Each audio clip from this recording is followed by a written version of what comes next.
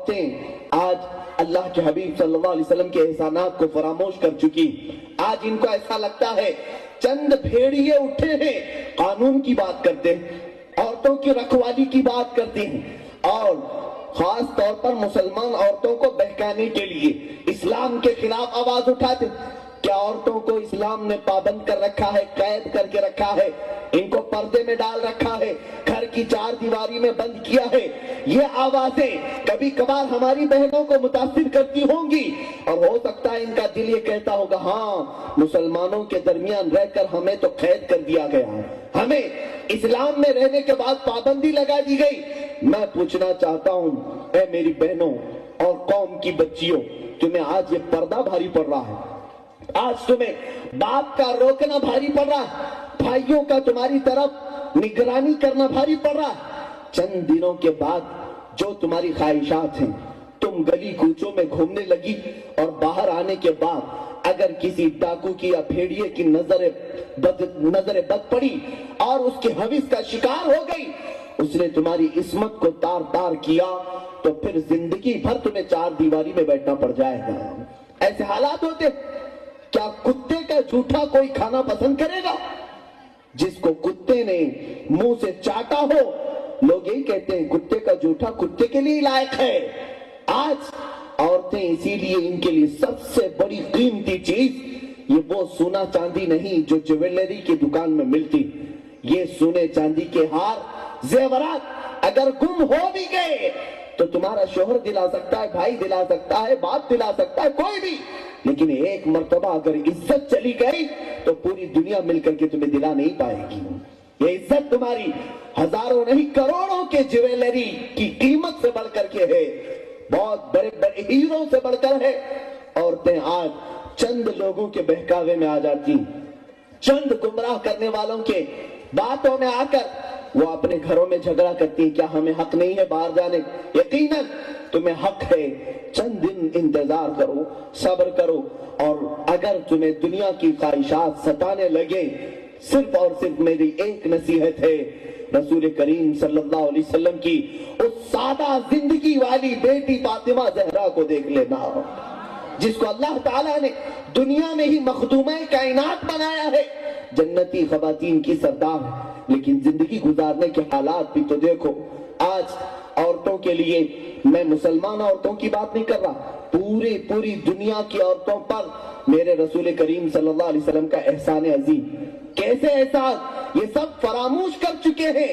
اور آپ کو اچھی طرح معلوم ہوگا ہماری بیویاں اور ہمارے بہنیں ہی صرف ہار, بنگڑیاں اور چین نہیں پہنتی, دنیا کی ہر عورت پہنتی ہے. ذرا ان کو پوچھو ہار پہننا کس نے سکھایا ہے, یہ چوڑیاں پہننا کس نے سکھایا ہے, یہ پیروں میں پائل کیوں پہنتی ہو؟ تاریخ پڑھو گی تو پتا چلے گا. رومانی حکومتیں تمہارے ہاتھوں میں زنجیریں ڈالتے تھے, پیروں میں زنجیریں ڈالتے تھے, گلے میں زنجیر ڈال کر غلامی کی طرح کھینچ کر لے جاتے تھے. یہ 5 جگہ ڈال کر کے وہ زنجیر میں کھینچتے تھے. مصطفیٰ کریم کا احسان ہے کہ عورتوں کی ان زنجیروں کو آزاد کر کے اس جگہ پر اللہ کے رسول نے زیور عطا فرما دیا ہے. آج بھی نشانی تو باقی ہے لیکن زنجیر کی شکل میں نہیں, زیور کی شکل میں آ چکی. عورتیں کبھی اپنے ہار کو دیکھیں, ان عورتوں کو یاد کریں, یہ ہار تمہارے گلے میں جو لٹکا, یہ جو چوڑیاں تمہارے ہاتھ میں ہیں, یہ پائل جو تمہارے پیروں میں ہیں, یہ نشانی ہے غلامی کے دور کی. اس دور میں جب ظالم مرد انہیں کھینچا کرتے تھے ان تمام اعضاء میں زنجیریں ڈال کر, عورتیں پھر تمہیں یاد آ جائے گا احسان رسول کریم صلی اللہ علیہ وسلم کا. آج عورتوں کے لیے وقت کہاں رہ گیا, صبح سے اٹھنے کے بعد سے لے کر رات تک ان کے امور خانہ داری ایسے ہیں, کچرا جھاڑنا چھوٹا نہیں, برتن مانجنا چھوٹا نہیں, کپڑے دھونا چھوٹا نہیں, سارے کام کرتے کرتے تھک ہار گئی. رات میں آئی, نہ نماز کا خیال رہا, نہ رسول کریم صلی اللہ علیہ وسلم کی بارگاہ میں درود پڑھنے کے لیے وقت خاص کیا, کچھ نہیں. آج ہاں اتنا تو ہے, ٹی وی دیکھنے کے لیے اپنا وقت تو نکال لیتی ہے, دوسرے کاموں کے لیے اپنا وقت تو نکال لیتی ہے, فنکشن میں جانے کے لیے وقت تو نکل آتا ہے, دعوتوں میں جانے کے لیے تمہارے پاس کوئی نہ کوئی سہولت آ جاتی ہے. لیکن عورتوں سے کہوں گا اپنے گریبان میں جھانک کر کے دیکھو, اپنی پرانی زندگی میں یاد کر کے دیکھو, جس رسول کریم نے تمہیں دفن ہونے سے بچایا, جس رسول کریم نے تمہیں بیل گدھوں کے سامنے بندھنے سے بچایا, جس رسول کریم نے تمہیں جنگلی زندگی سے بچایا, جس رسول کریم نے تمہیں آگ کی چتا کے ساتھ جلنے سے بچایا, جس رسول کریم نے تمہیں بلی چڑھنے سے بچایا ہے, ہر طرح کے احسانات ہیں. کیا تم نے زندگی بھر میں کبھی ایسا کیا ہے ایک رات میں قربان کرتی ہوں رسول کریم کی ذات پر, اللہ کے حبیب صلی اللہ علیہ وسلم پر آج کی رات میں قربان کروں گی؟ یہ تو ہوتا نہیں. لیکن کل کسی کے گھر میں شادی ہو جائے, منگنی ہو, ولیمہ ہو, عورتیں ڈھول بجاتے پوری رات گزار دیتی ہیں, اور سامان چنتے چنتے تو ان کی رات گزر جاتی ہے. عزیزان محترم, عورتوں پر بھی کچھ حقوق ہیں مصطفیٰ کریم صلی اللہ علیہ وسلم کے. اب میں بتانا چاہوں گا وہ کون سی عورتیں ہیں جنہوں نے عظمت رسول سمجھ لیا تھا, آقا کریم صلی اللہ علیہ وسلم کے احسانات کو سمجھا تھا. وہ کون سی عورتیں ہیں؟ اللہ اکبر. سیدہ سمیہ رضی اللہ تعالیٰ عنہ 80 سال کی ایک بوڑھی عورت ہے, صحابیہ ہیں میرے آقا صلی اللہ علیہ وسلم کی, لیکن جذبہ تو دیکھو, کبھی گھر میں سکون سے نہیں بیٹھتی تھی, ایک لکڑی ٹیکتے ٹیکتے محلوں میں جاتی تھی, گھر گھر پر پہنچتی تھی.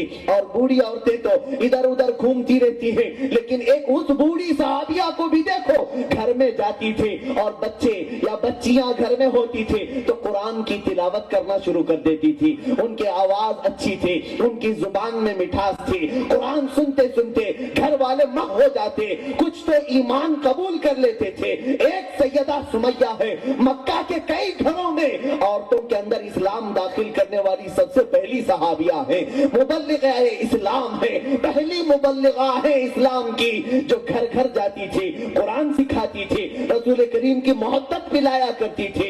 لیکن دیکھو تو صحیح, کفار مکہ نے سمجھ لیا یہ 80 سال کی ہے مگر ہمارے لیے فتنہ بنتی جا رہی ہے, ہمارے لیے سر کا درد بنتی جا رہی ہے. کئی مرتبہ چھیڑ چھاڑ کیا, اوباش نوجوانوں نے سیدہ سمیہ کے کپڑے پھاڑے, سیدہ سمیہ کی لکڑی توڑی. اس کے بعد ان کے ساتھ کئی مرتبہ ایسے حملے ہوتے رہے.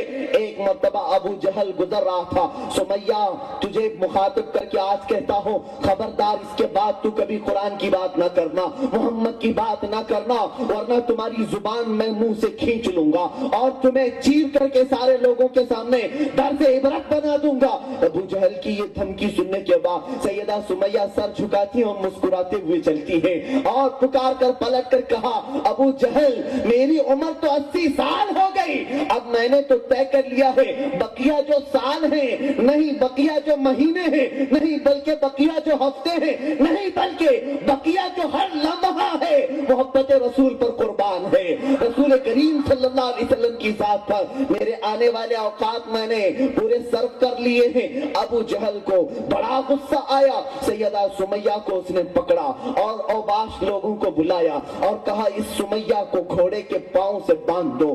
اس سیدہ سمیہ کو ہاتھ اور پیر گھوڑے کے پیروں سے باندھ دیے گئے, چاروں پیروں میں باندھ کر کے مضبوط رسیوں کے ساتھ گھوڑے کو دوڑایا گیا. گھوڑا جب دوڑنے لگا ان کی ایک ایک ہڈیاں سرکنے لگ گئی, ہڈیاں ٹوٹنے لگ گئی. ارے مسلمانوں سوچو تو صحیح, 80 سال کی کوئی عورت ہو تو ہم تو اسے نانی یا دادی کہہ کر کے محبت سے پکارتے ہیں, شفقت سے دیکھتے ہیں, لیکن عرب کے ان ظالموں کے اندر نہ رحم نام کی کوئی چیز تھی, نہ کوئی طرف آیا, بلکہ اس سیدہ سمیہ کو گھوڑے کے پیروں میں باندھ کر دوڑاتے رہے, ہڈیاں ٹوٹ ٹوٹ کر بکھر رہی تھی. تب پھر سے کہا, سمیہ تم میں آج بھی موقع ہے, کھول دیا جائے گا, چھوڑ دے اسلام کو, چھوڑ دے اس محمد کو, چھوڑ دے قرآن پڑھنا. اس سیدہ سمیہ رضی اللہ تعالیٰ عنہ کی دو باتیں یاد آتی ہیں, اللہ اللہ ان کی آنکھیں بھیگ چکی تھی اور وہ اسی پاؤں میں بدی ہوئی حالت میں کہتی ہیں, روایات بتاتی ہیں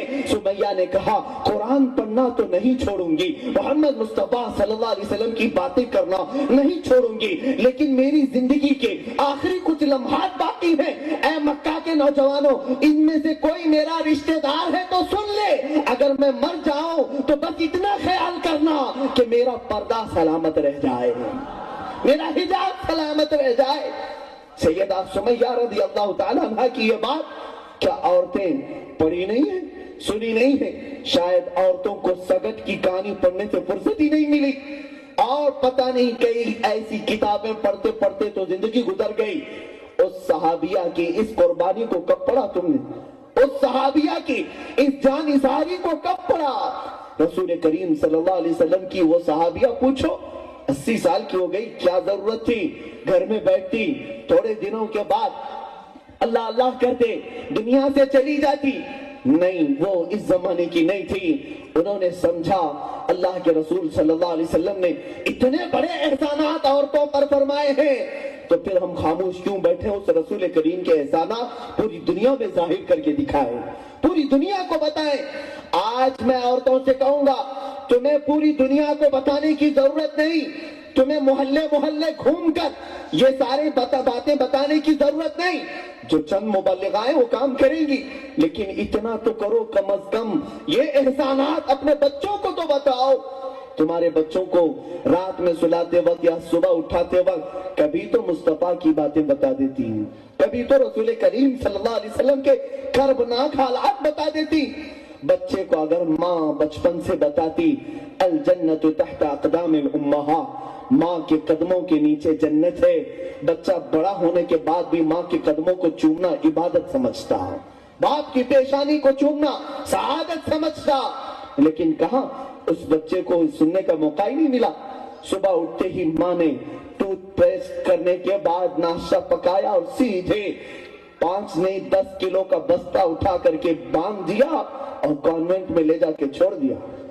صبح سے غیروں کے پاس پلتا رہا اور وہ وہیں پر سارے گیت گاتا رہا، سب چیزیں کرتا رہا. پھر شام میں آیا تو پھر ماں نے سختی کی ٹیوشن جاؤ، جلدی سے جاؤ ٹیوشن. ارے چائے پینے کا بھی موقع نہیں ملا، پھر ٹیوشن چلا گیا. وہاں سے آیا تو بوجھ اتار کر کے تھک گیا ہے. اب اسے نہ ماں سے بات کرنے کی فرصت ہے نہ باپ سے، اتنا تھکان سے چور چور ہے کہ بستر میں لمبا ہو گیا. یہ روز کی بات. اور باپ کی تو حالت یہ ہے صبح سوتے رہتے جب بچہ اسکول گیا رہتا ہے، اور جب واپس آتے ہیں ڈیوٹی سے تو پھر بھی بچہ جلدی سو چکا ہے. باپ کو کب ملنے کا موقع ملا؟ سنڈے کو، اور وہ بھی پکنک کرنے کے لیے اور کہیں لے جانے کے لیے. رسول کریم صلی اللہ تعالی علیہ وسلم کے جو احسانات، کیا کبھی ہم نے اپنے گھروں میں ایک ایک محفل ایسی رکھی کہ اتوار میں اگر چھٹی ہو ہم اپنے خاندان والوں کو جمع کریں، اپنے بھائیوں کے بچوں کو، بہنوں کے بچوں کو، سب کو جمع کریں؟ ایک مرتبہ ہم خود بن کر کے یا کسی عالم کو بلا کر کے اپنے گھر میں ایسی محفل ہو کہ صرف سیرت مصطفیٰ سنائے، رسول کریم صلی اللہ علیہ وسلم کی سنتوں کو سکھائیں. تو اگر کم از کم یہ ہوتا رہتا تو ٹی ویوں کا اثر کم ہو جاتا.